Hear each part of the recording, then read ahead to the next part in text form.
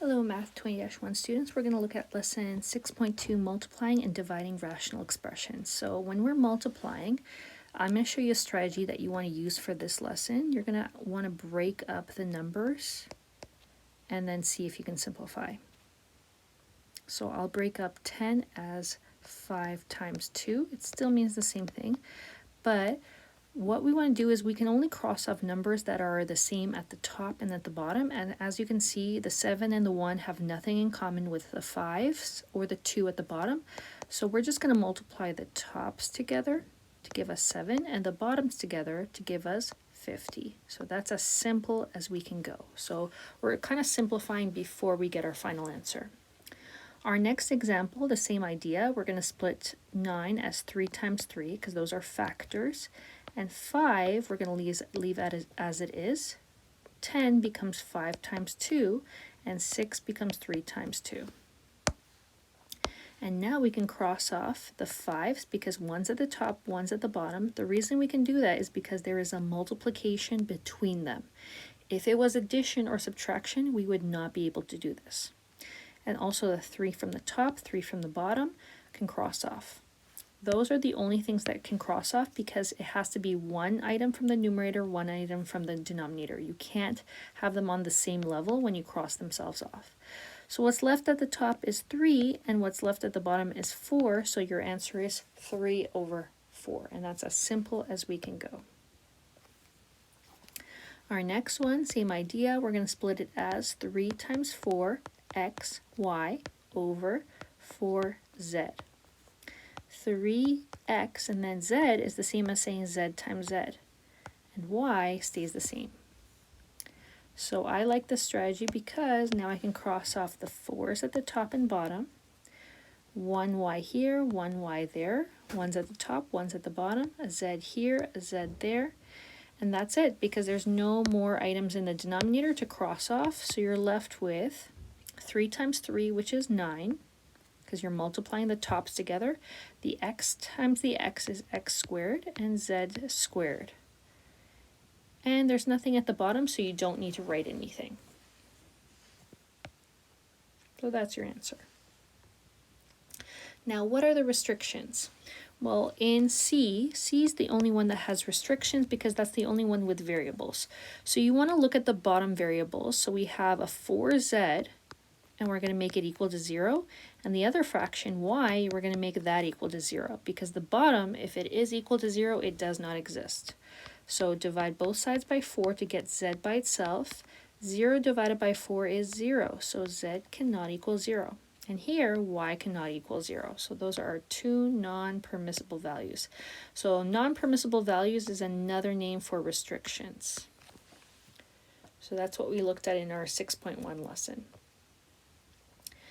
Example number 1, what we want to do is put brackets around here because there's addition or subtraction. That means we can only cross off d minus 2 if there's another d minus 2 at the top, which there isn't. So we can't touch the d or the minus 2 from that because there's addition or subtraction.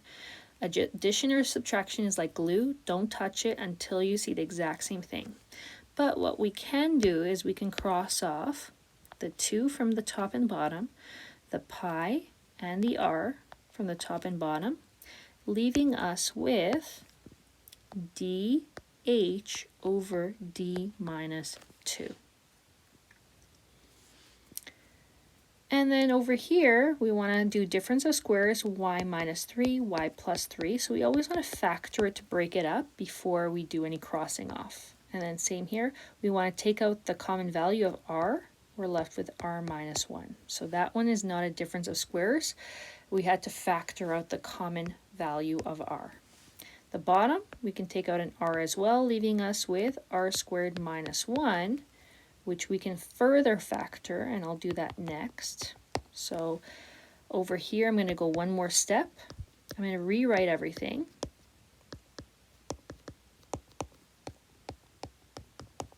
But at the bottom here, I have a difference of squares, r plus 1, r minus 1. So this is a difference of squares.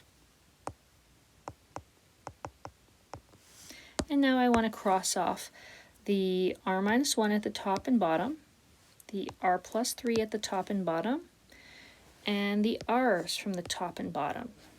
So we want to make sure we cross off only factors. So only factors can be crossed off, leaving us with the answer of y minus 3 at the top as a factor, and r plus 1 at the bottom, which is a factor. So those are our simplified answers, but we still need to find the non-permissible values. So when we find non-permissible values, we do it from before we cross things off. So I want to look at this for non-permissible values and this guy for non-permissible values. And same thing here, I want to look at this for non-permissible values and this. So we know that r is not allowed to be 0. Pi is not a variable, so you do not find non-permissible values there. And then you make d minus 2 equal to 0, and then you solve for d by moving the negative 2 over, which means that d cannot equal positive 2. So those are the two non-permissible values. You are finding the x-intercepts for each. Okay, so in this one, the y plus 3 is equal to 0, which means that y cannot equal negative 3. So that's one non-permissible value. And then remember the r cubed minus r, we had to factor it. From factored form, this is what we had. So you always need to factor it fully first and then make it equal to 0, which means that r, this guy right here, r cannot equal 0. That's one non-permissible value. And r cannot equal minus 1 and plus 1. Actually, just plus 1, because this should actually be a plus. So we have two values. R cannot equal negative 1 and positive 1. So this one's going to give me the positive 1. This one's going to give me the negative 1 for the non-permissible values. So there are y cannot equal negative 3, r cannot equal 0, and r cannot equal positive and negative 1 from that difference of squares. So there's a few non-permissible values that we had to state there. Another strategy is dividing. We need to remember how to divide. So dividing is where you have to multiply by the reciprocal. So you need to multiply by the flip of the second fraction. So that becomes 6 over 1. And then we're going to simplify it by writing 6 as 3 times 2. So that's like factoring. The reason I do that is because the 3's can cross each other off, leaving us with 10 at the top because 5 times 2, and 1 at the bottom, which we don't need to write, so that's going to be 10 as our final answer. So we're going to just do the reciprocal method. So I'm just doing the reciprocal method, nothing else, reciprocal. Our next example, same idea. We're going to go 3xx over yy, but we're going to now multiply by the flip of the second fraction. So anything that comes after a division sign, you're going to have to flip it. So that's what it becomes. And then you can cross off the y from the top and bottom and the x from the top and bottom, leaving us with 3x at the top and y at the bottom as our answer. And here, y is not allowed to be 0. That's our only non-permissible value.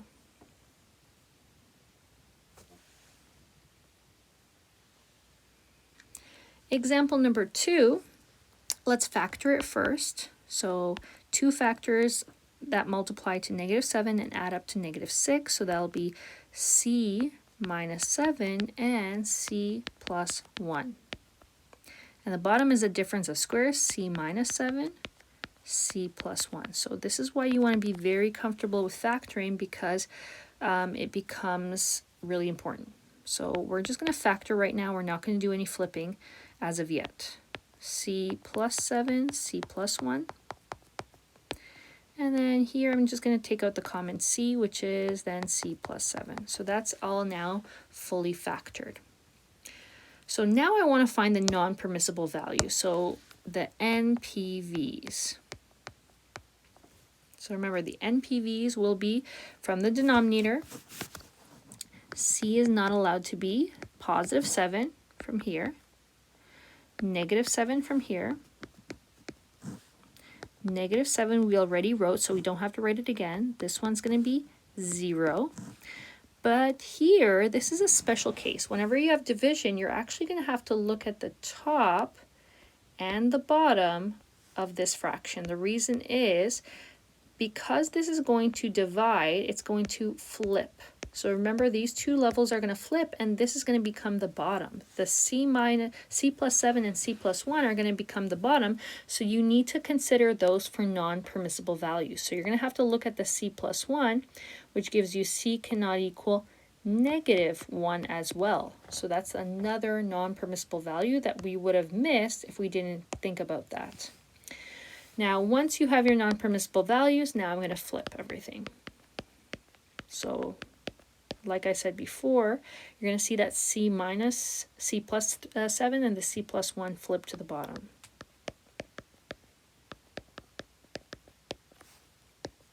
And this goes to the top. But because it was in the bottom to begin with, we still need to consider them for non-permissible values. And now we're going to cross off the C plus 1, C plus 1, the C minus 7, C minus 7, C plus 7, C plus 7, leaving us with the final answer of C over C plus 7. Done. Okay, so don't forget the non-permissible values.